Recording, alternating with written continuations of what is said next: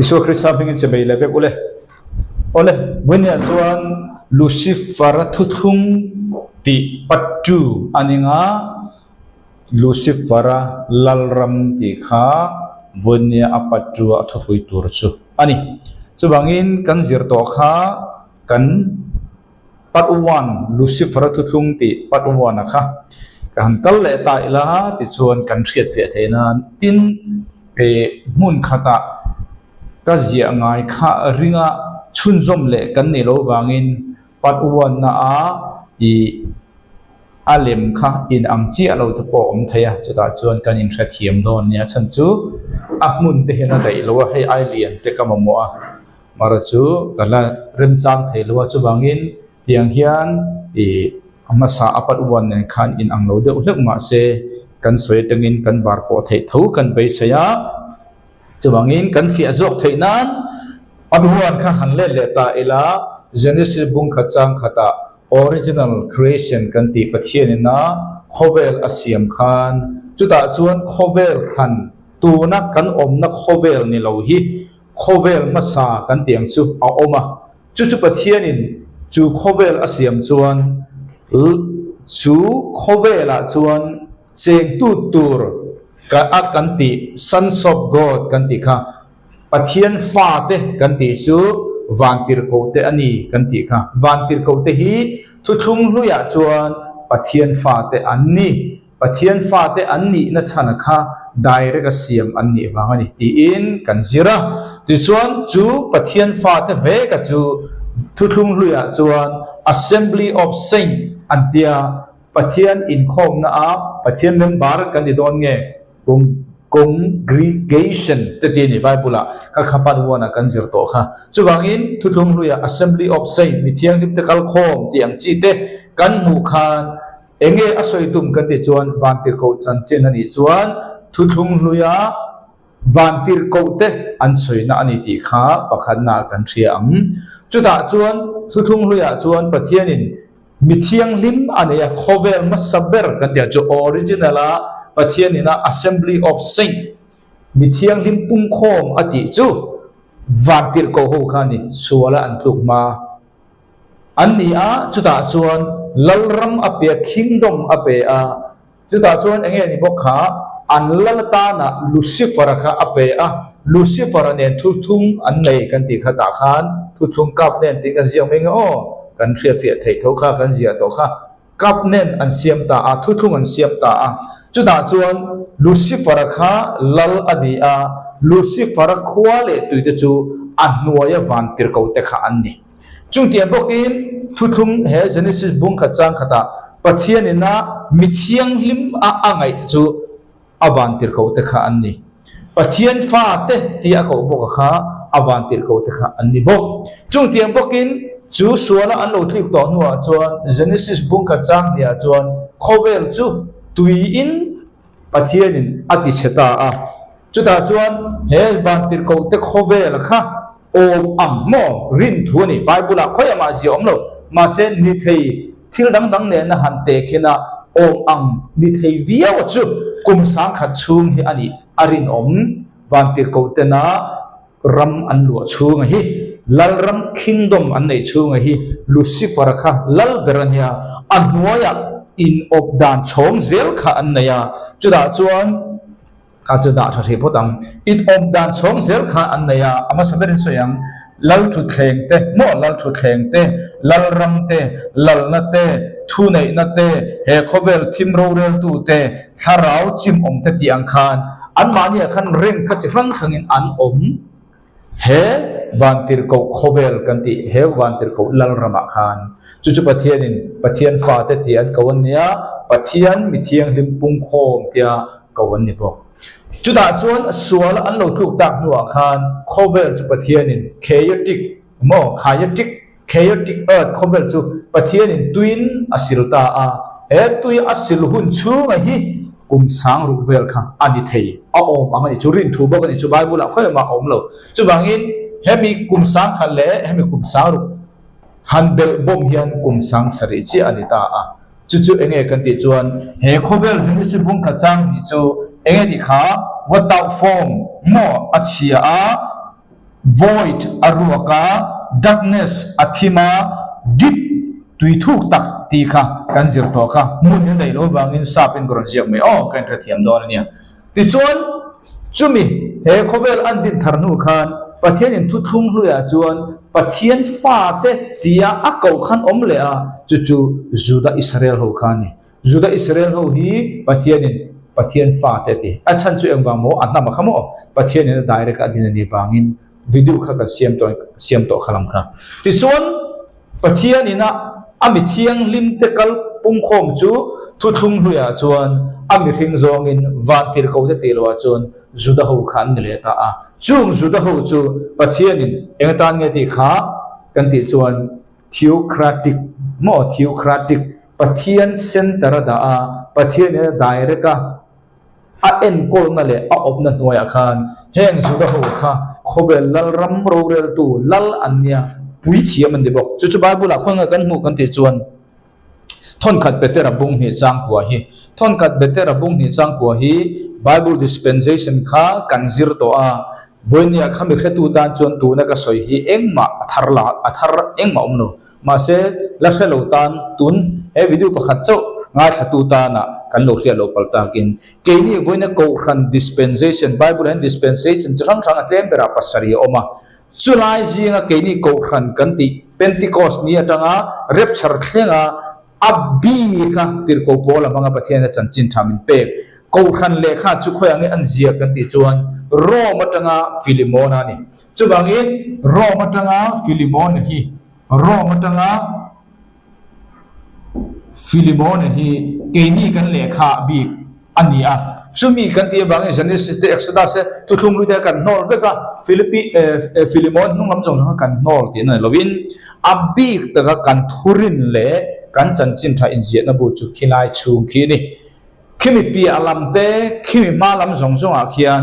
hemi chung ami le doctrine ne na in kal lo jong jong chu kan lak vek thei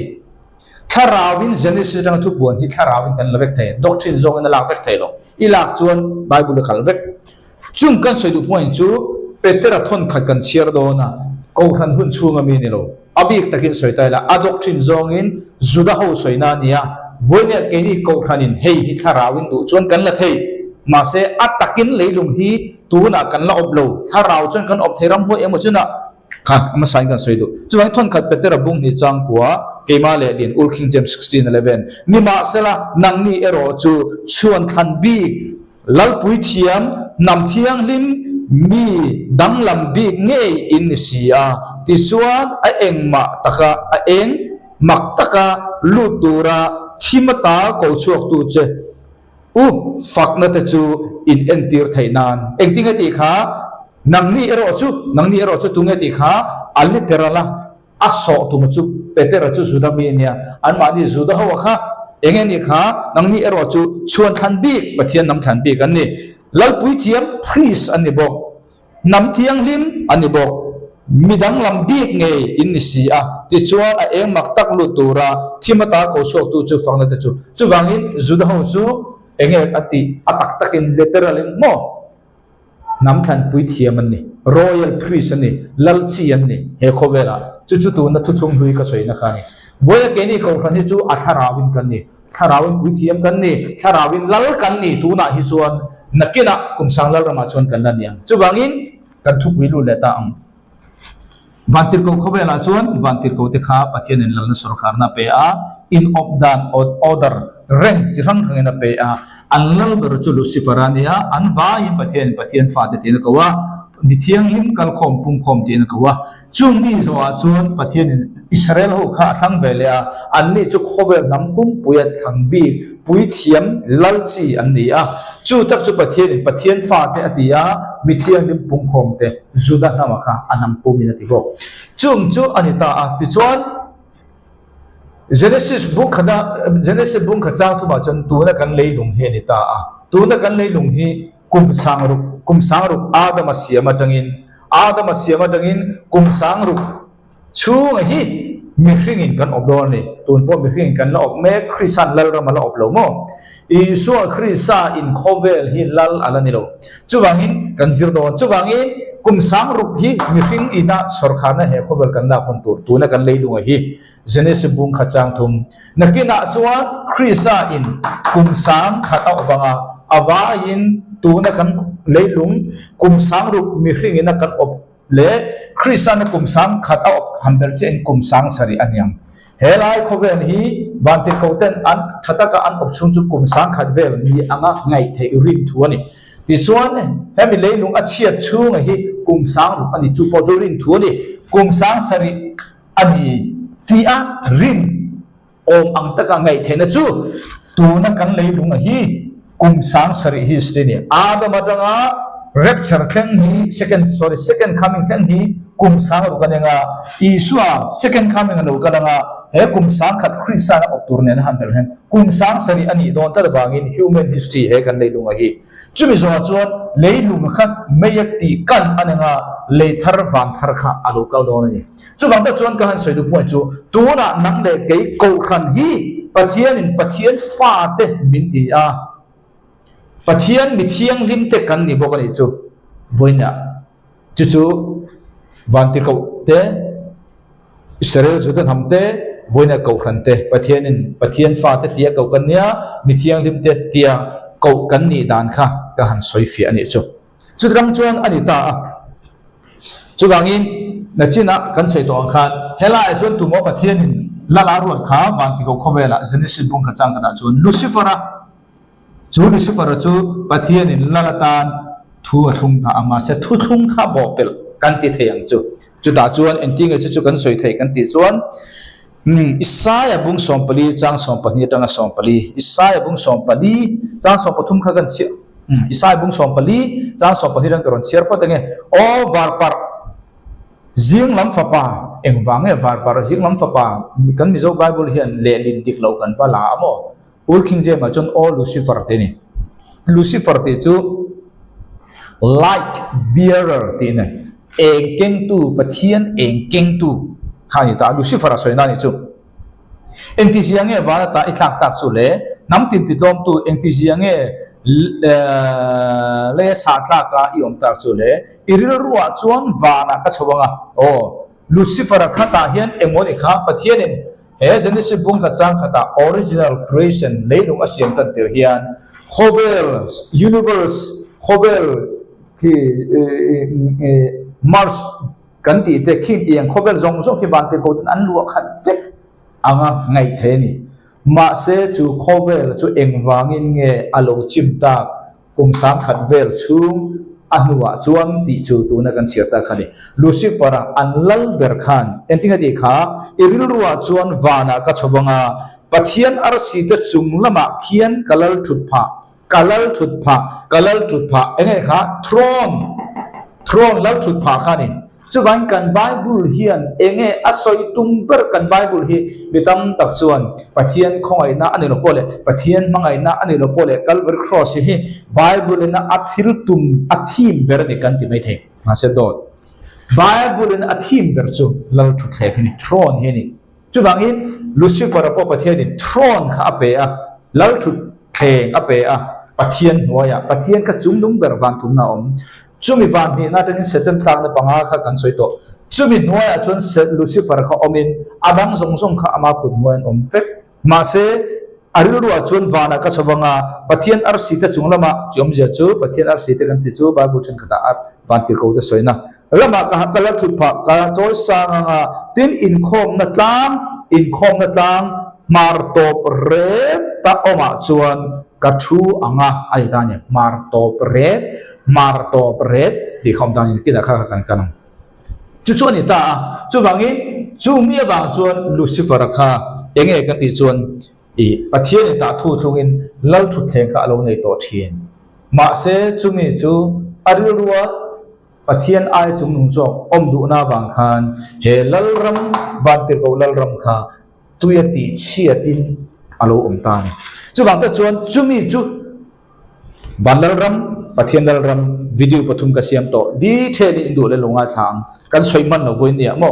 khami kha chuwang ta chuan Bible hi dar kar khat chung vela Genesis tanga thu pon thak soi zo thak khat hailo chuwang subject te kan kal hi bi kan na ya abi kan kal adanga karami arum chuan video dang oma inno share do nya pathian ram vanlal ram video pathum ka siam to indu chuan detail lukalang chuwang tak chuan pat Isu Krista chuan julal ram chutin tharle turin arum kal ta juda hune na apen lomi juda hune na pe kha juda chuan David Solomon he na ati sola he na sola tangin Davida he na dikhan pe ka kha an hlauta ni kha mo Babylon huna khan lalram vanram kan ti chu e khovel khani chu choni ta chu ta ka chu sedan lak saka kha Isu Krista khan khovela ron lale turin arong kalani mo kingdom kha kingdom throne kha lal thu thenga kha sete ku ta kha chu ta ka chu setan chu antinga ti kha lal Isu local khan Calvary cross ya ron thia har sataka helal thu thleng ron la khi ngai nei nem ka ne na hin om sa renga chibai min buk la short cut in ron tro de lomi ron cherang lukabung li changa tanga chang sari tin diabola chuan ani chu tlang sang tak pakhat chunga roi chawin hun toy te a khovel lalram zong zong te ane na amuta enge mukha lalram kingdom charunga tin diabola chuan ane na heng thil ti thena le an mani ro puna zong zong nangma ka peyang che hei hi ka ne na lan ani to awangin tu ne ang nan ani kha kingdom throne kha setan ne na chu bang setan chu he khobel pathian ni kan ti hi he khobel pathian ani tu na hian Isu Krista khan khobela lo kala aron lak tu chu nge kha he throne lal tu theng mi hring ten he min pek atoi zong kan soi mi hring ten he min pek la le mi hring ten kan nei de the tur Isu khobela lo kala ni pathian ram lal ram ti kha khoi ta ke longa thru kha ka soi khan teu nia engting e chiti ti kha zo na om lo nan nang mani ten lo in lo zir do ni khami ka video kha chu ta chuan e chuan a idea chau ho ron soi to Bible chang kha chu mundanga lo in lo en mayang tin chu setan ne na khan pe ke no om to mi hring te khan an pe ya chu Isu na ron lak don khan ol samle tu Calvary cross ron thia ron lak ngai chuang lo chibai min buk la ka peng che short cut in ani achan chu tinga ti kha ka ne na pe kin om to ti setan khan lal ram kha kingdom kha throne kha chu bangin setan chu thon ni korin bungli chamli a chon he khobel pathian ati thon ni korin chu bangin nangin ke chibai min buk chuan aza in nang ma ta aniam chu bang setan an Isu a hem khan lalram chu sang kan zira setanan lalram zong lal thu theng zong kha ti me lal thu theng le lalram zong kha akota mi hring ten riat lo line lo pe ti po he lo en lo pe ta chumi chu la le turin Isu lo kal kha setan khan chibai min buk la heng zong he ta ni mai thi gai lo ti ta ni short kata Isu kha thi lawa lalram kha pe kha chibai buk phot chuan atiamani asa Isu na tilo mo kha chu kan theta chu bangi setan chu he khobel pathian thon ni korin bungli changli an mani ya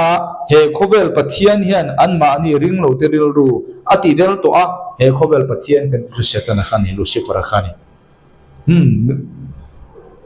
chu ni ta chu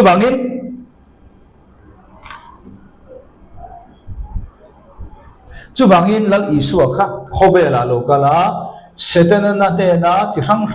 step te a local zela akuta kingdom lalram le lal thu theng kan ti don nge lalram anne na mi hringten an hrial lo laya an lo pek akol ta kha Isu in thi na mangin arun la le ta chu in ei chuan in ei ni la in thi yang ti khani mi hring chun thi kan ba ka thi ti chu inten khania pathian ena chatu na inten mi hring taksa le tharag inten bok pathian le ne inten bok tur kha kan dita chumi manga Isu na lalram chanchu Bible ina thil tumber chu kingdom ani throne ani kan dito kha chu aron lata a thi na mangin atoi zongin aron lata a le wana thu nei na zong kan he na pekin omto ti si ha Isu kha eng wangin nge boinia setan chu he khobel pathian ni ti kan na ti cheu kan ti chuan Isu kha khobel alo kala eng turing local kha lal ram din turin atoi zong in kum sang lal ram kha din tura local ani isua khowela local lai khan ma se khowela kum sang lal ram ron din thei tur chuan a boru kha enela a qualify kan tiang chu a chan chu juda isaro ta kha antichrist om to sa ma se juda ho in isua kha lala an pom lo lala an pom tat lo wangin le wa thu na zong zong kha lak ni to ma se la kum sang lal ram kha juda ho ami te ber alo dong tu te berin an pom tat lo wangin le wa na thu na zong zong ane na thi na mang khan lak ni ma se la adin thelo mi pui an la re ti lo chuwang ta chon isua khan ending e ti kha kan ti chuan isua ending e ti kha hosna lal ba ming lal local chu enga tholen te tung kau ni akala ma se juda ho khan an hol ta a thia to zong in le wa na thu na zong zong lak in oma juda ho khan chance ape a pathian dam le ban dam khan ka soina sa to kha po pathian chance ape a isu a thi to no po khan chu wangin voiruk lai tem bera voisari zong ani voiruk nge voisari chance pe juda ho anru in lam le ta isu kha lala an pom phot chuan isu a thia rei lawa khan second coming aron kala kum sang lal ram ron tin kha already reng chu wangin Stefana chance ape nung ber juda ho tan Stefana an bem lum lai khan isu kha dingani a chan chu eng bang bo Stefana na lal ram chan chin tha isu hi an mesia ni zia akhila kha juda ho in anam pumin mo anam pumin mi mal ne lavin anam pumin lo ring ta ni sala rei lawa kum seri har sana thenganga isu kha second coming alo kalanga kum sang lal ram khatin theni ma se juda ho in an nola adam lain an khen ruma te mayang ol sam zong in avana al chau to nu po chan hoi tam ta ka pe a chan chu a boruak enin antichrist ta na juda isro to om to engim kha a boruak in ani theiren kum sang tu na kum sang he kar ka mi alo hian kum rei lo te chunga iso second coming kha alo kal thei ma se juda ho in an nor ta da bangin iso anting eti kha khowela hian kamel in bule na tur chuan etingati mathai bung somni le pathum chang som thum pakwa mathai bung somni le pathum chang som thum pakwa in ne na ka hila chu nangnin tu na tanga min mu to don lo awangin nangnin lalpa minga lal lo kala chu fakin omro se inti thengin ti in om je chu isu tinga se kha min no la in lalatan chuwangin wana ka chho na chuan kamel in mu le hun tur chu nangni in juda ho in lalpa minga lal local chu enga thole ti juda ho in min welcome le ma lo chu kamel in moto lawang om je chu second coming isu local tu hian juda ho in isu hi an awangai an welcome angai tun boru ka chuan juda ho hian khovela isu juda ba ka an chelo hian om lo ti ni sinoko ka ni tin deu tho isu hi an chian ro tu na ri chuan chuwang tak chuan kum sari har sana tu na chan chu kum sari har sana tu nunga ti du da na turu tuk takalo kalanga khovel te azielen an zielanga mo ti chuan petra a kita jordana kha hunu nung rilo na ka zit man soi to a petra an tan chianga chuta chun antichrist in thaturin asipaiten an lo kalanga jordan ram chunga chu vela chun jud ho khan hosna lal pa ming lal local chu enga thoi ti isu kan lo nol kha mesia lo ni rek mai ti in isu an au che kha second coming ani cheu don chuwangin zona om thei chu engwangin nge isu hian leile van thune ne zong zong ka ne na pekin om to si va engwang se tane he khobel pathian la nia al active mm kan ti chuan isu khan khobel alo kala aron thi khan thune na lalna zong zong legalin ala vector ma se leyam bi khin juda ho aron kal chan berte jingami juda ho khan mesia lala an pom chun isu kha athia athole na reilo te khan kumsari har san te omanga chuminu reilo te second coming alo kalanga kum sanglal ram ron dinanga leile wa thone na pek in kom ta ti kha man hal theini ma se juda ho yan nor thata wangin anol tu ber juda ho ina an aule maro khachu isu khan thunei na leile wa na thunei na ala ka kha aron mang chuak thei lo chumi mang chuak tu chuan kum sari har san namangin judo kha antuk na antuk zoyanga anti to manga chumi nuwa chuan isuan ka hian ataken ron mang don chau chumi chung jong chu setana hi he khobel pathian ani kha kan thriat fiat thei karing ole chumang ta chuan isu hi tu na hian thunai na la to ma se tu na tak chuan isu hi thuthum hluya chuan zol nei ania tu na hi chuan isu hi puithiam lal berania nakina kumsang lal rama chau isu hi alal ni na kha ataken ron pangang athu chuan anei to ma se aron la pang thailo aman na tur leilung kha kan le in ready lo abi takin juda ho chal khan isu kha wal khama isu kha local tur ani chu mathai bung somni pathum chang somthum le pakoina soidan ani ole kha ania chu khan kan kalchun jom le don ania chung chu ni kha kan zir to te kan kalzel mo kan kalzela tuna chuan Ezekiel bung somni le pariat chang som pakhat tangin som pariat kan zirang Ezekiel bung somni le pariat chang so pakhat tangin som pariat zo chu lo po chu lalpa thu chu kan he na alo thenga mi hring fapa turalal su na la phuala thura lal su na la phuala an ena heti hian lalpa pathian in thafam kim tak fin na akhat mo na tin reng aditani tuna bible kan share hian mi hring fapa tura lal su na la phuala adita sapa chuan moreover the word of the Lord came unto me saying son of man take up a lamentation upon the king of Tyrus suna kanti mo suna lal he bible hian suna lal ti in ziak ma sala he khobel mi hring lal kha soina ne lo he khobel mi hring lal suna lal kha Lucifer ne te khinin Lucifer asoina ni suna lal atia kha he tai suna lal tak tak mi hring ne lovin suna lal le Lucifer kha te khinin Lucifer soina ni ti kha masan kan thiang chuwangin Lucifer chuti mo lalpa pathianin thafam kim tak fin akhat mo na tin reng Lucifer kha thafam kim fin akhat mo na tin reng in asiamani suna lal kha Lucifer soina ni chuwangin Lucifer kha anita chuwangin Lucifer hi enge ni kan ti chuan vantir ko tharau khobela khan kan zirna sa to ta chuan anita hi Lucifer ta hian lalani kan ti kha Lucifer anita Lucifer hi yang ne nok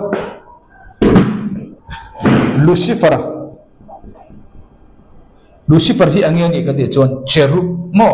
nang cherub riak thi Ezekiel bung som ni le pare chang som pali vela te khan je kani chuwangin cherub ani hi cherub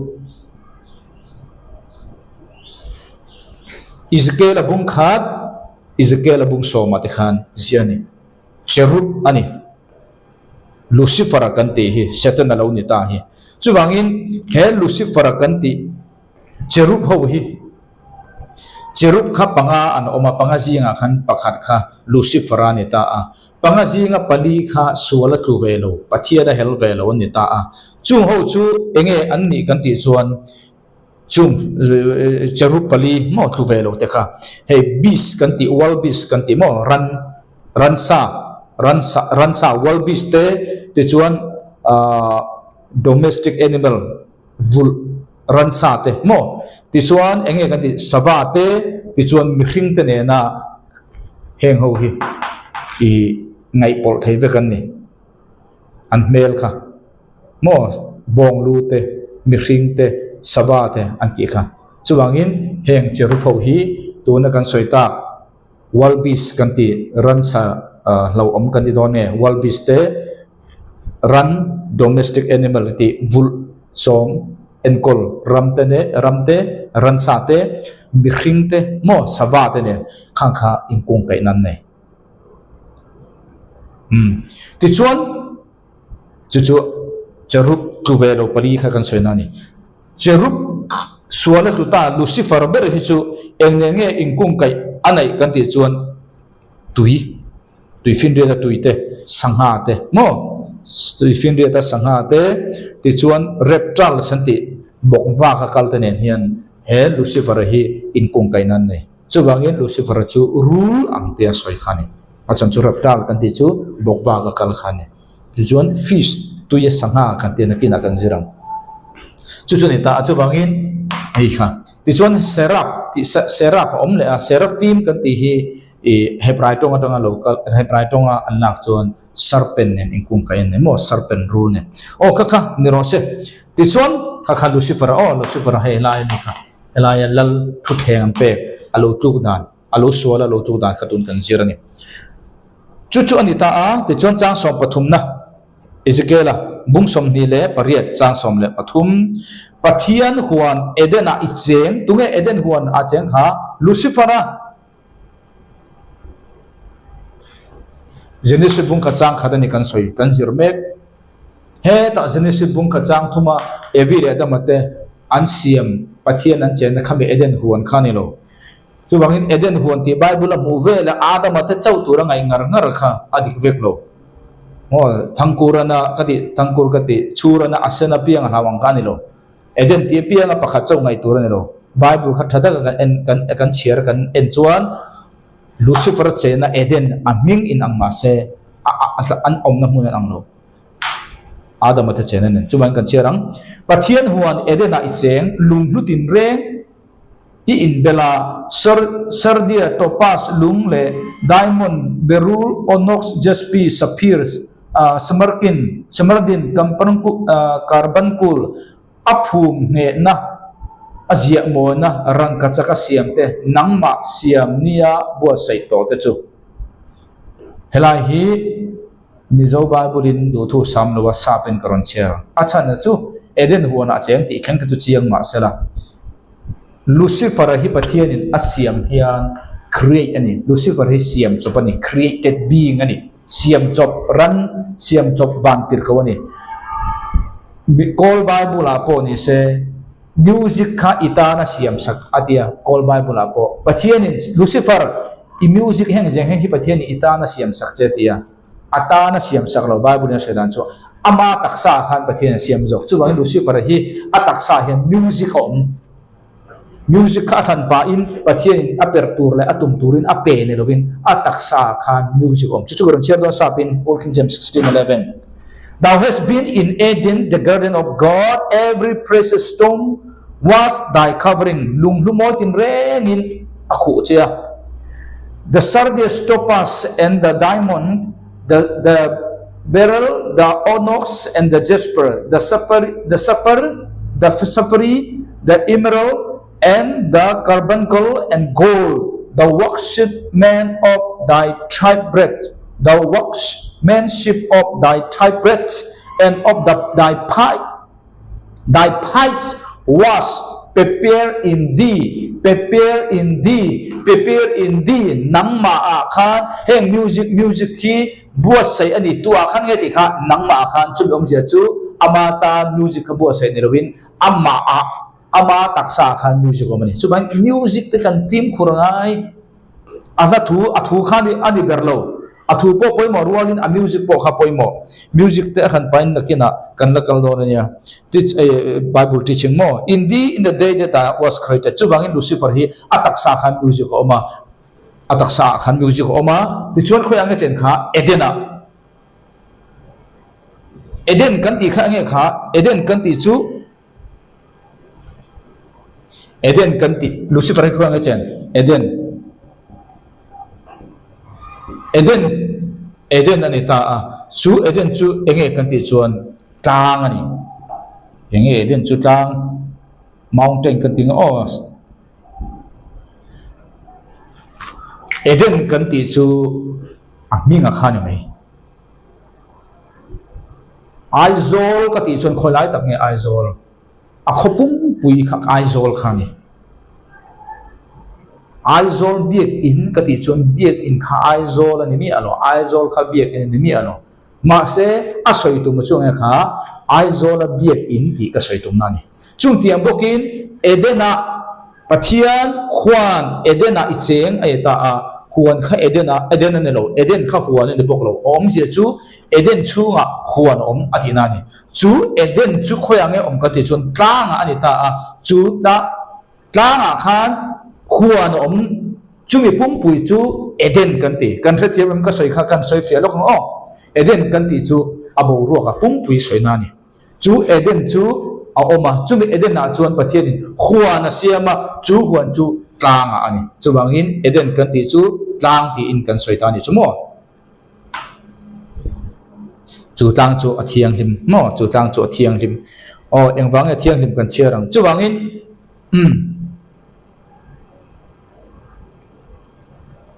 hebrai bung som pakhat chang thuma chon hebrai bung som pakhat chang thuma chon khovel te kha pathian thu manga phua kho mani ti rin nakal tlangin kan khathiama etinga ti kha khovel te kha pathian thu manga phua kho mani kan ti chung kha arem khom ti na ul king james 16:11 na chon heta genesis bung kha chang khata pathian a siam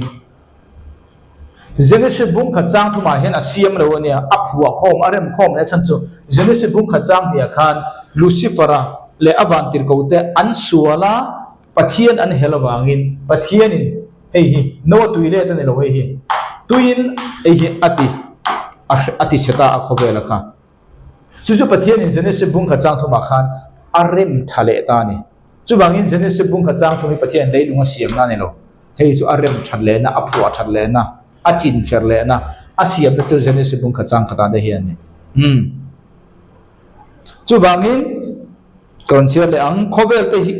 te kha pathian thu manga phua khomani ti rin nakal tlagin kan thrathia ma chu wang chuan thilmu ni te hi thil lang te atanga siam an ni lo kha thil ni te hi tu na Genesis bung khachang khat te hi pathianin khoe tang nghe kha hei te hi ta hian siam chau ne lo he ma de de siam to hela hian khobe lom to om dur jong jong om dok dek to mi hing ti lo chu thil dang mo a siam ti lo chu om sa a kha Genesis bung khachang thuma hian a phorem thale ni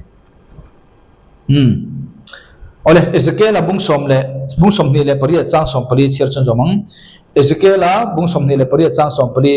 nang chu veng tu churup riak thi ini enge ti kha nang chu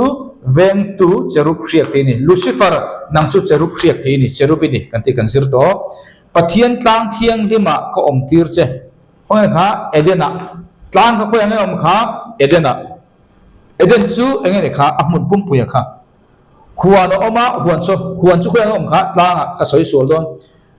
eden oma eden chu adi aizol soina kha top mai aizol kan ti chuan eden soina chu aizola chuan enge om kha huan oma chu huan chu khoyang om ka ti chuan tlang chunga ni khan tiang che khan eden huan kha oma eden a chuan pathian huan siama chu huan chu tlang chunga om chu tlang chuan tinga tiam kha pathian tlang thiang lima ko om tir chi a mei vam yang lungjinga ileng mei vam yang tua Adam om na hun hiang kha mei vap yang ati mei sa om ne chu mei vap yang evi le da mat chen ne eden khan chung tir chu ran mulo eng wang mo eden ti ni ro ma se eden kha pa hi om ti na chu tem na bera Adam mat chen ne eden le Lucifer chen ne eden kha mun khata ngai tur ne lo a om a chunga mi a soi kha Adam mat chen ne eden om ve lo chu bang mei vap yang kan chu mai no pathian ko om tir chia mei vam yang lungjinga ileng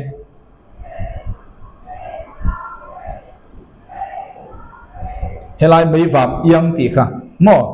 lungjinga mei vam yang lungjinga sa pen koron cher nge thou art the anointed cherub that covered and I have set thee so thou was upon the holy mountain of God thou hast walked up and down in the midst of the stone of fire. The stones of fire may vam mo the stone of fire may lungsa kara ileng velati enge may lungsa kan thelo ma se chiang ro chu he eden a hian may lungsa omani ebi le da mata chen eden a khan chu ama soi mi ro asan chu eden in amma se apinga kha leilung mun san dai ani chú bằng ta chuan helai khan enge sei mấy vap yang ti kha helai eden a he chuan a soya mizo tong in karon ziak du lo mo asan chu mizo tong chu chang chuan budanga zon le khan do soi kan anga a har le duk sa pin kan ziak ni o the stone of fire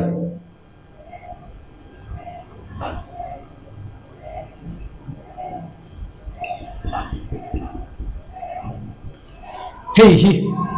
the stone of fire mấy vap yang ati hi Lucifer chen na chon om ma se Adam chen na chon chu kan humia no achan chu Adam van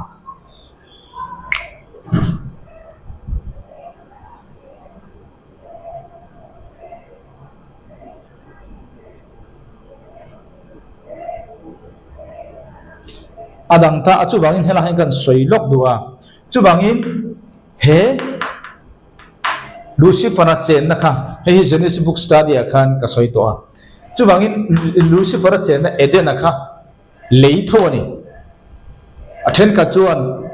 van ni nan leya ngain oma then ka chuan van khan na len oma ama aro chu Lucifer kha van thum na a alu chuak en om the ma su pathian lal na rama pe ka ro chu Eden a chen na ro chu lei van ni na lei nge van khan na lei nge Bible chiang ta ka soi na om lo em pon se lei chu ni phot ma ro chu ala apathian bula chu no om ma se a office chu tian dia office kan su pathian bula ma ro chu ala na mun ro chu Edena chu a chen na ni ta a Lucifer ta na chinga khan ka soi to chu ani ta a chu atlu vela kha athim lunga chapo na oma pathian ai chung sang om vele khan pathian in he ada Lucifer chen na Eden hi me va piang om na hi leya achuk thata a chu wang tak chon chu tu na hian hell kan ti chu ni khrem hun kan ti chu ni chatuan mai di la no khrem hun ni khoi tang lo kal nge kan ti chuan Lucifer chen na Eden kha suala atlu tu chia khan leya kha Eden kha hi stone of fire me va piang kha Eden na om ve lo chu lei noya om ta a chu tu na hian khrem hun kan ti hell kha ni Adama po chu kiam po chen Adam pathian in Adama mangin mo leilung thara siam le ta a lal thara siam ka ti chu Adam an thu thung an siam thar le a he ta hen lal thu the ape ang chi khan Lucifer kha pathian in Eden Lucifer che na am mimin am Eden mun thang si asiam le a chu ta chuan Lucifer ang bokin lal thu thenga pe a leilung hi chungle sa chunga te thu nei ti rang u ati te a chu ve le chuan anni po an lo tu ve le ta a anni chen na leilung kha khoyange om ta ka ti chuan Ezekiel abong somthum pakda khan chero leya Eden kha kal thata a chu Abraham ang chung kan ti khani chu bangin Eden ti awanga asena piang kha chura nga hiau tur khani lo Eden ti piang kha in ang vek tur ngai tur ne lo chu bangin Adam chen na sorry Lucifer chen na Eden chu mei vap om suala tuk chi khan lei nuai thlu ta khem mun ring lo mi te chatuan me dir an kal na temporary ro rel na lal thut pha war ma pathian ro rel na thut pha war ma ro rel an ni ma a chumi chung jong an nga tur khem huna alo chang Abraham ang chung kan ti kha Adam ate chen na Eden khani suala tu vele Ezekiel bung som tu phara chuan lei noya kal ta a chu Yesu Christa a thi khan thuthung lue ring lo mi te zong song kha Yesu Christa ti sen na luan lo wangin tu ma phan thum na kai then om lo chu wangin lei noya Abraham ang chunga lei noi khopui khapo video ka siam to Abraham ang chunga khan thuthung lue mi thiang lim zong Abraham to po kha na thapan ni Yesu ati khan aso la kha chu ta chu na bakala chan chin tha par hele kha petera thon khat bung ni chang kuange chang ru vela khan nge om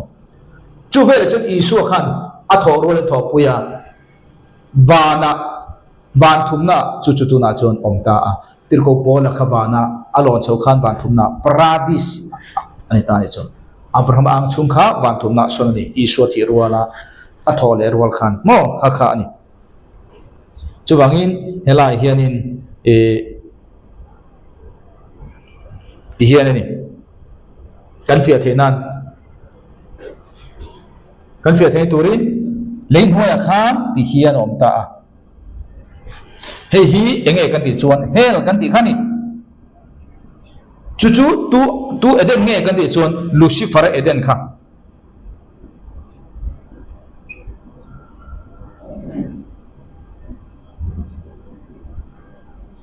kan mu thei tura kan be sei ti chuan abula chi khan om le a Abraham ang chung kan ti khani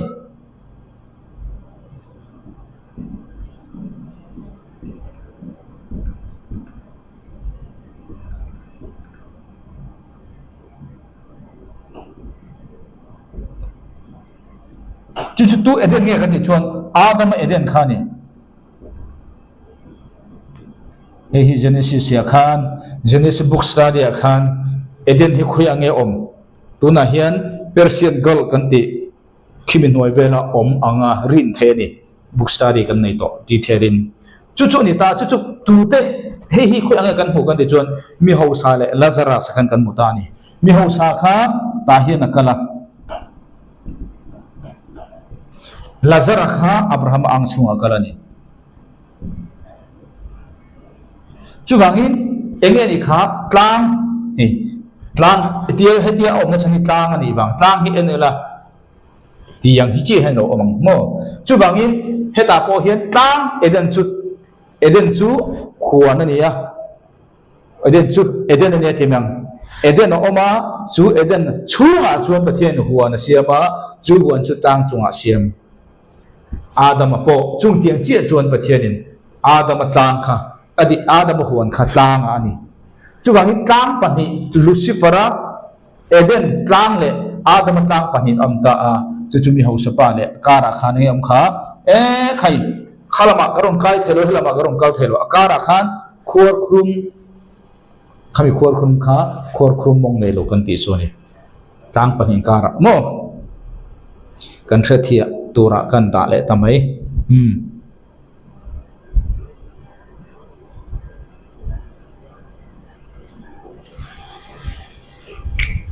kan chiar chun jom ne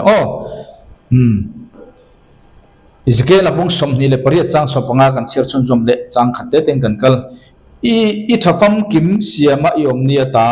nang ma a kholo na a om ma reng zong nang ma a kholo na a om ma reng zong nang ma a kholo na a om ma reng zong kholo na kan ti chu enge kan ti chuan kholo na kan ti chu iniquity sa pinan tia avon ti ni hebrai tong chuan chu enge kan ti chuan ngai tu na sol khani Lucifer khan thil ati sol ma salo angai tu na khan pathian a chungma ma kan chawng ti kha ngai tu na khan nei na ni chu kholo na ti chu bangin Lucifer khan kholo na amu ma reng jong khan thafam ki ma siama yom nia ta nang ma a kholo na om ma reng jong chung tia ngai tu na sol anei ma jong kha thafam ki mani Lucifer kha okay cha som pru na isum don na ya pung tual ati khat che pong nek na in suala ilo tlu pathian tlang nom ne an kan nol che veng tu cherubin an not chuak che mei wam yang lung jinga ta stone of fire ta chuangin at eden kha hela sem huna tu na hen lo chom ta ni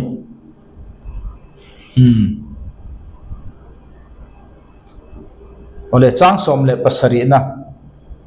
iskela I moina wanga lo chapowin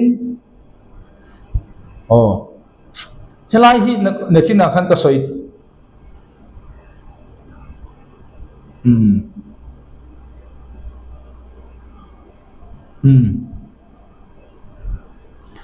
helai kha he tlang eden kha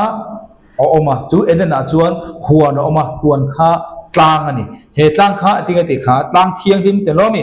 chang som le palia kha nang chu veng tu charup riak thi ini pathian tlang thiang hima he tlang he thiang rim ani a holy he tlang hi engwang he tlang he thiang rim kan chiarang chang som le ariat na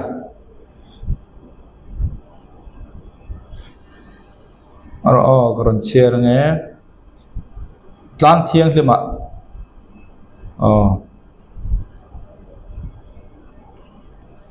chang som pali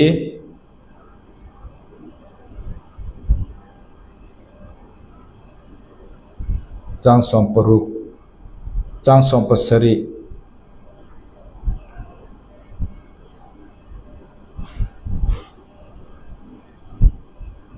chang som pret chang som pre ta khan khai mizo in kalo jiak to lo nimo ro chang som pasari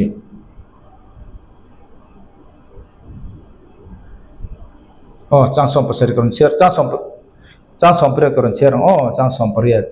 iswa sual na zong uzai le diklo taka sum hlom sum hlom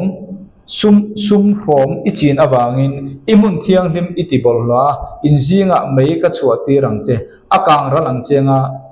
thir tu mua levei puta ka chanti rangche ai tani helai tang kha thiang lim bati ka engwange thiang lim chang som pre na thou has defiled thy sanctuary by the multitude of he tang athiang lim na chu the sanctuary is ti kha kan mutani sanctuary he tang hi engwange athiang lim kan ti chuan tang thiang lim sanctuary ti ni ta asabin mo sanctuary sab kan siak do kharang tang ibiak bu iswa sona zawzai diklo taka sum khan che ipun thiang lim itibol ho ipun thiang lim tirung ta ma mizo bai pala chuan sanctuary ti ni sapa chuan ulking jema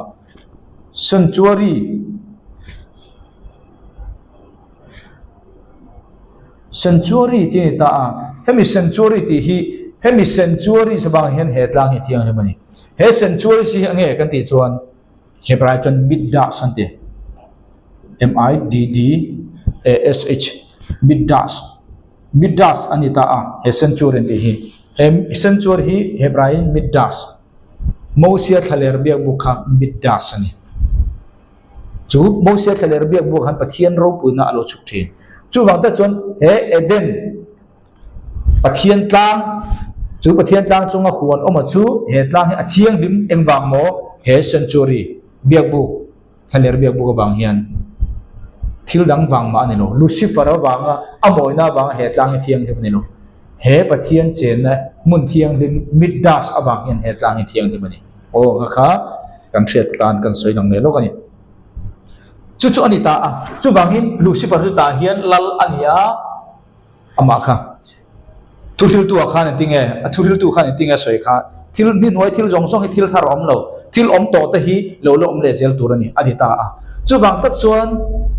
ta chuan enge lo ni ta chu bang ta chuan enge lo ni ta kan ti chuan lucifer hi helaya ami zia boka kha nakin alo kal le huna kumsari har sana chunga ani dan tur ron ni le dong ta ni chu ani chuan lucifer hela hian suala atu ti kha kan thia enge suala atu na chan ber ni a kan ngai chu bangin ani ka khoya mo om kha edena tlang pathian tlang thiang thema kan ti ta chu bangin hebrai bung ria changa chuan martopret mo hebrai bung ria changa anni chuan van lam thil te en ton tur le lim tha lama rong an bol thina mosia chuan bok te siam don lai khan ani chu pathian atanga zilhaw ani ang khan ani chuan asoi wangin tlanga nangma ne na entir ang zia zelin nangin thil zong zong te siamang che ti rero aita mosia khan enge siam kan ti chuan motion enge siam kan ti chuan biak bu kha siam lo mi thaler biak bu tlang kha engwang e thiang lim kan ti chuan he biak bu midda sawang ani kan ti kha mosia khan he midda thaler biak bu ka khoyam nge a hriata siam kan ti chuan pathian in wana tu na khan he bra mung le changa khan kan chiar lo mi mosia biak bu chu atak van lim tha ni chumi om zia chu he lucifer hi khoyang e lo che to thin kan ti chuan van thumna oma van thumna hian biak bu a omani mo van thumna hian biak bu ko omta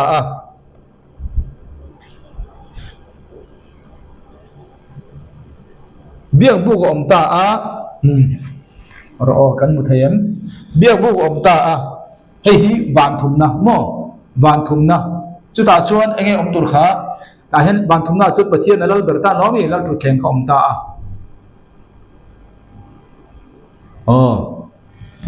helaya khan biak buk van thumna khan omani tlang pom bokani chumo chumi chu setana na alo omto na setana kho sakna ni alal na mun ro chu leilung kan ti kha thro na nei na mun chu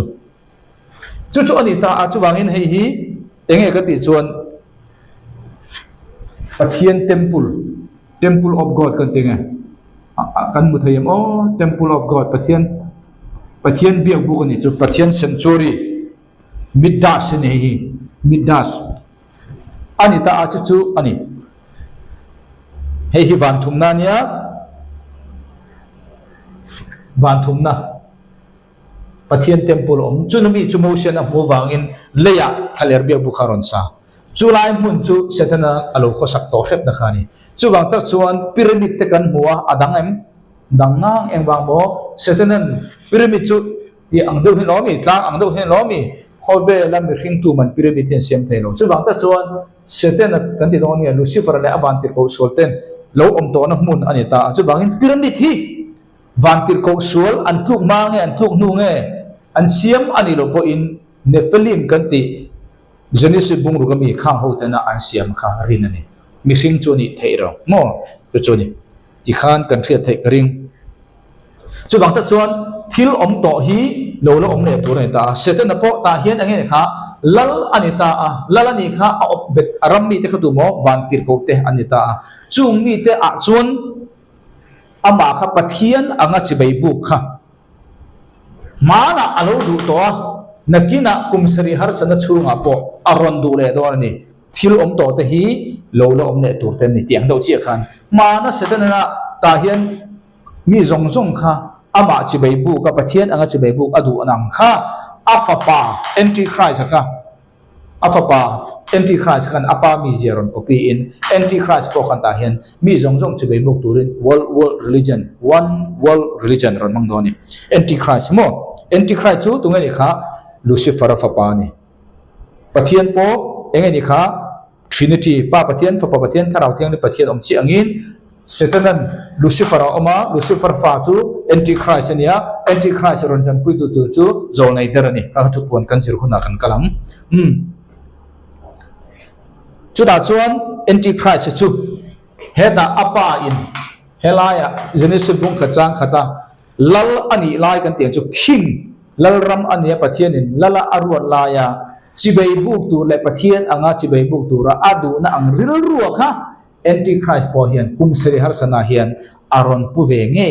don ani chu Bible an soya chu wangin afa pai na ami je to hian apa po hi chung tiang chu aniang ti kha arin thei ta ni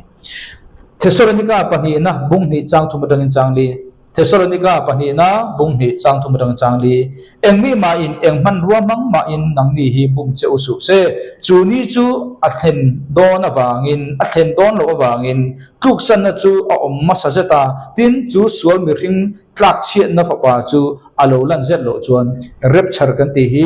enge ni kha he mi ring antichrist hi alo lan ma sa zet lo chuan rapture hi om lawang chu wangi rapture antichrist alo langa chu vele chuan rapture kha om nga lang ani lo po le rapture ani nga antichrist alo lang che kha tribulation lo tenang kha thilom thei chu ni ta changli na ani chuan Pathian an bua zong zong emo biak zong zong chu kalin an chunga mani nge a in choi sangang chu vele chuan tribulation ron dan che kha antichrist aron lang che kha tribulation an tan don ta ni Israel artuna rama buaya nakina ala buaya le zel anga mo ni thei chu ta chuan antichrist kha tu na hian om to tu nge kan na khelo chau kha nia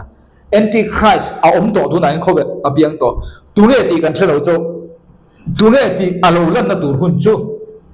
rapture ani ange rapture ni to nu ange mo chu ta chuan rapture ma in nge rapture nu ange ma se rapture nu ani arin oma chu ta chuan antichrist khan Israel ram boy kha rem na ron siamang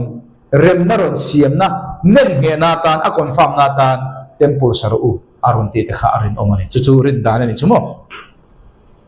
chu ni ta chu vele chuan ani kha temple sakna khan atitia wang ke mai Pathian takani ti in mi zong zong biak a phu tanga chu taka chu ti tiau tu ten pomati kha ani chu apa kha chung ti anga helai khan a hnuai mi zong zong te pathian ang hiala chi bai bu du na alo nei na ang kha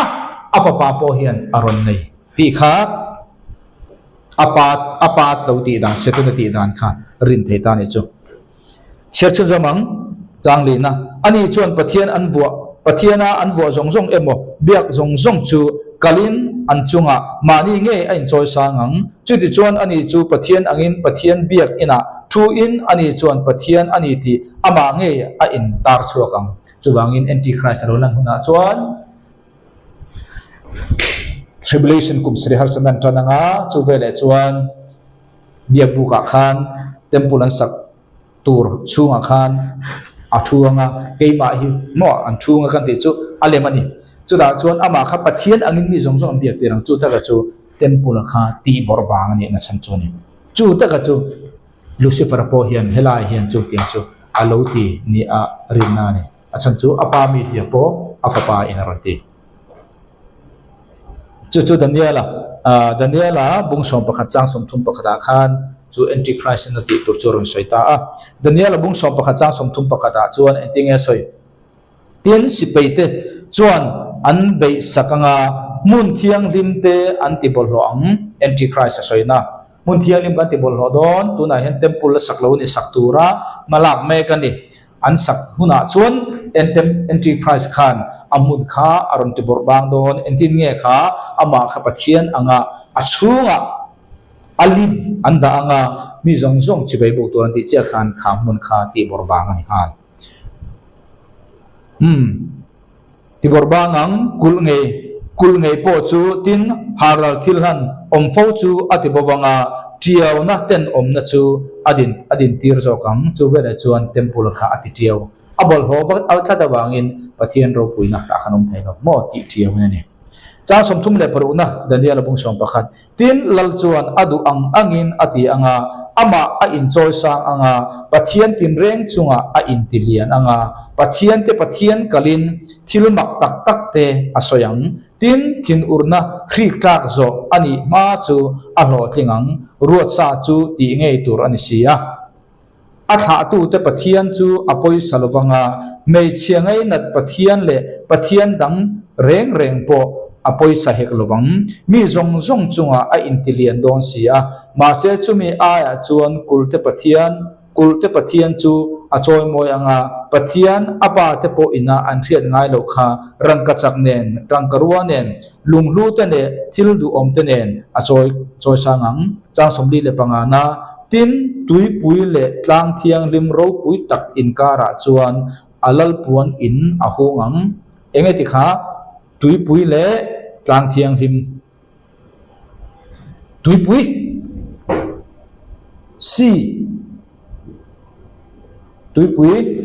tlang thiang lim mo tlang thiang lim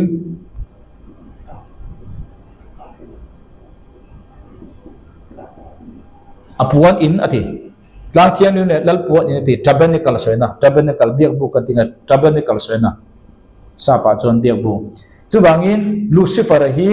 tuipui si tlang thiang lim biak bu nen an kung kai vek alo om to na chuwang ta chon lucifer ko ngam kha si tuipui inkara chuwangin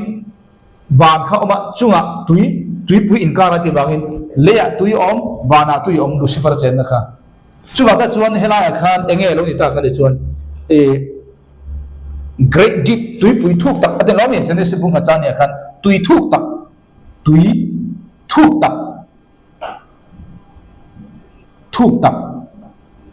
ta hian tunge cheng kan thiam leviathan chu tunge kan thiam rul pui leviathan kan sedan chu tui pui inkara om ka tikha tui le tui an hoi oma chu atui om boka akara kan leviathan kan ti chu rule reptiles ati bongwa ka kal khani rul pui tarati chu wangin sedan kha lucifer kha hebitlang tui pui tlang thiang lim biak buk tabernacle ne khan alo chen to jong ne kha ingkung khai nei ve chu wang ta chon pathianin ati khovel ati chet khan wana om tui le tui inkar khosa anita a chu da chon tui ne jene se bung kha chang ni kha ti chen na ni chu bangin reptiles kha sam som sari le pali chang som palia leviathan kan ti churul putar mo leviathan lu ichuke bok thalera chengte chu bangin leviathan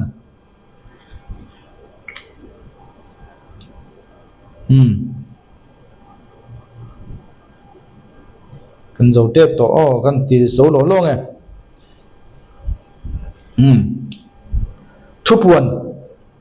thupuan bung so panga chang riat thupuan bung so panga chang riat tin pathian ro puina atang le ama thil ti thena tanga mei khunen biak in chu ti kha ania biak in chunga chuan engmi ma lu turin atit anti theilowa wangtir ko pasari te pul khri pasari chu ti puitling ani thlengin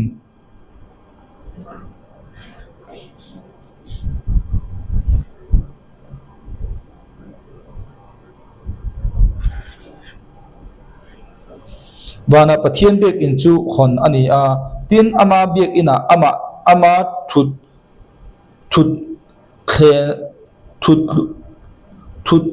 thutlung bom mu alo ni chuwangin wana khan nge om kha thutlung bom tabernacle bek buk kan ti kha wana ommo thupuan bung som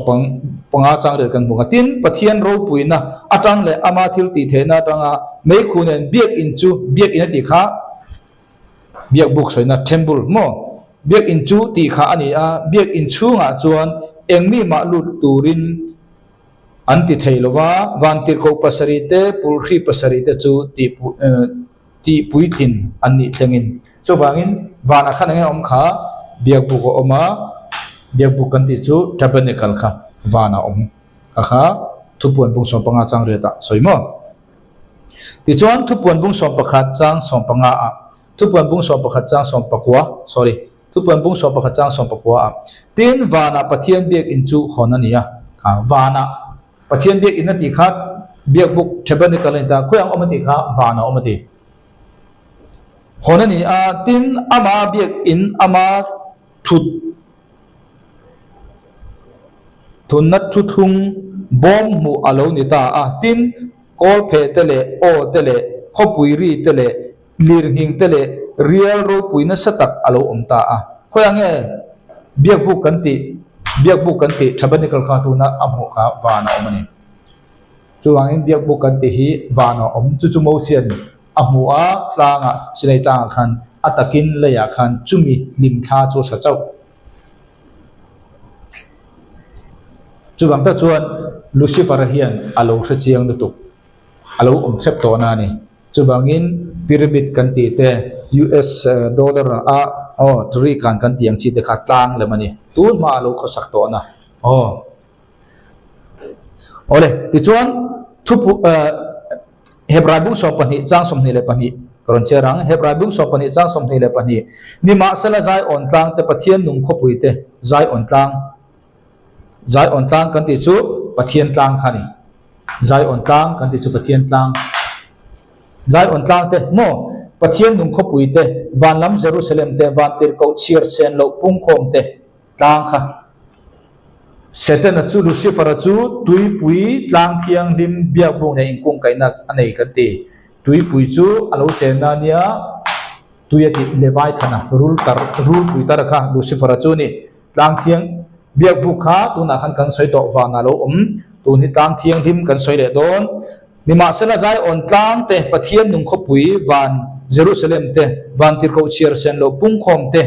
fatir wanga ming chuang ko khan te mi zong chunga ro rel tu pathian nen te mi fel tharau thanem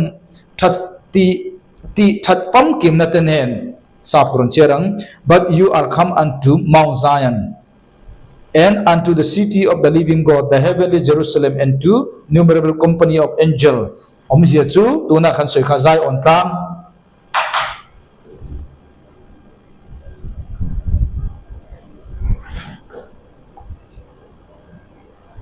Lucifer chu zai on tang a om kan ti kha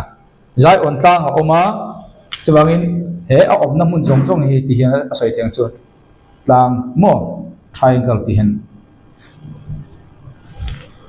ti chuan khoyange om kan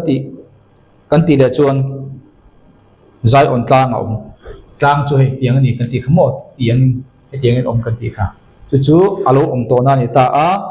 khoi lai ta ngai om kan ti chuan isai bung sompali chang sompani dang kan chiarang isai bung sompali chang sompani dang sompali o var par jing lam fa pa engti jiange wana ta ilak tak chu le nam tim ti tom tu engti jiange le sa tla ka i om tak chu le iril ruwa chuan wana ka chawanga pathian arsita chunglama khian kalal tu pha ka choi sang anga tin in khom na tlang mar to preta ama in khom na tlang mar to preta in khom na tlang thiang lim zai on a cheng zai on tlang a cheng khoyang nge cheng kha zai on tlang khoyang nge cheng kha mar to pret chu bangin helai vela hin a cheng ti nai chu helai chuan helai vela cheng ti na ning chu mo mar to preta cheng hi wana Jerusalem a chen na ni chuan o tiang khan mar to preta Lucifer kha cheng thin ni chu mar to preta oma khan ka thu ang chum ai sang zo ka te khian ka chawanga chungnung ber ang main ka omang iti thin veinen mar to preta ni chuan ki chung sang ta anomi lal thu thleng ka soi to thina van ki chong thumania van thumna khian anhoya hian cherup howan oma cherup panga kha chumi chu a chung chi a chu enge kan journal thu thleng kha ni chu bang ta chon Lucifer kha om chin kha nge kha mar to preta elai mar to preta hen om ne chu i a chung le chi chu pathian dal ro pui ber kha ni chu bang a aya sang a om na kha a aya sang pathian aya sang om a chung chi khan pathian om ti nai chu bang in van kha van khatna van thumna van hina van khanna Lucifer om na chu van thumna si heta hian pathian kha om ta a hemin huaya si ta hian chhum amani ta a chhum khan van tir ko cherup kha panga an om ta a mo chu ta po chon ani kha atop re ta khan om ni chu a chung chi chu pathian chi ta chu ai sanga chu bang ta chon zai on ta mar to preta ai ta a chu Lucifer om na chak tak chu ni chu Bible na min soi dan ni mathai bung somni le panga chang somni le pakhat mathai bung somni panga chang somni le pakhat chuti lai chuan anin aveilama mi te hne na po chuan nangin an chedong ni te unang ni an chedong ni te u keima atangin chatuan mei pui diabol le van tir ko te tana bua sai chunga kalro u chuwangin pathianin enge ti kha heng a hel ho kha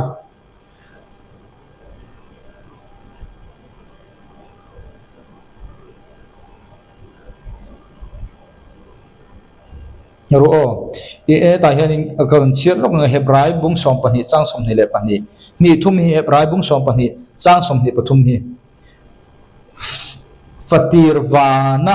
ming chuang ko khan nen te mi zong zong chunga ro re tu pathian ne te mi fel tharau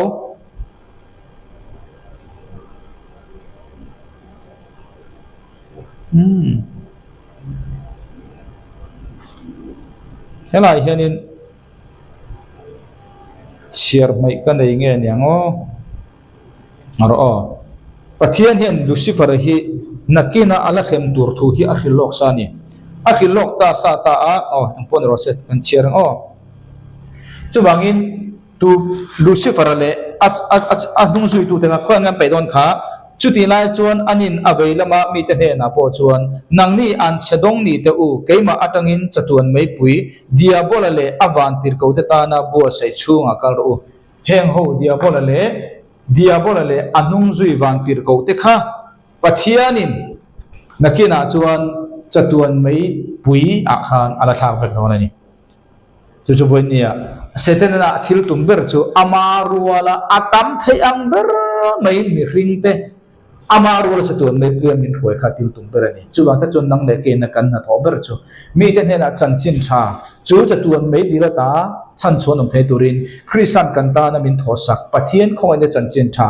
rin na awang chawa kan don the kha kan khila rin tira chu be le setenna le avanti ko te an kal na tur chatuan mei pui ta chan chon om na kha imo phona le ka mo phor da chuni thupuan bung som pani chang sari thupuan bung som pani chang sari tin vana chuan indo na alo umta a vana hei hi khoi mun nge kan ti chuan thupuan a tribulation kum sari har sanna lai chi ani mo thupuan bung som pani kum sari har sanna lai chi setena avoi thumna leya pe tha kom tu ni tin vana chuan indo na lo umta a mikael le ama ban ter ko te chuan dragon do dal zong chuan an beita a tin dragon le ama ban ter ko po chuan an bei veta a tin dragon lian pui chu pe chua anita a chu ma sangar rul pui diabola le setana tia ko tin ani chuan khovel pum pulhum hi abum ta a leilung chunga ani chu pe chua anita a tin ama nen ama ban ter ko te po chu pe chua ani veta tin meche nunga tui lian angin rul pui chuan ama ka atangin tui apai chuak ta a tui lian atanga phur bo ni turin ani chuan meche chu atir nan te in helai kan mu chu ange kha vantir ko po chu pai chu ani ta tin meche nunga tui lian angin rul pui chuan ama ka atangin tui apai chuak ta hei hi kan ti chuan kumsari har satna alai taka khan kumsari har satna alai taka khan setna lucifer khan pai thanga leya chu local le tur ani kumsari har satna chunga local le tur chuta bok chuan enge atiang helai khan setna chu tui pui kara om kan ti kha achunga tui pui oma anhoi tui pui om chu tak chu atuk chi kan ti khan pathian khovel kha tuin achimta chung tiang bokin nakina kumsari har sana chunga po apa tui karo mang che khan kumsari har sana chi kara po tuna thupun bung som pani chang sari kan cherang khan aron omle don che ni mo chang som pangana khan me dragon liam pui chu pai chu ani ya khoi tang pai chu ni kha wana tagin chu ma sang rul pui diabola setana tia ko tin ani chuan khovel pumpulum hi abum ta a leilung chunga ani chu pai chu ani ta a tin ama nen ama ban ti ko po chu pai chu ani ve a tin mai chia nunga tui lian angin rul pui chuan ama ka atangin tui apai chu kam alai kar hian ani don ani ole kha voinia kanjir thei chu ania empon de se voinia kanjir hi lucifera lalram ania nakina chuan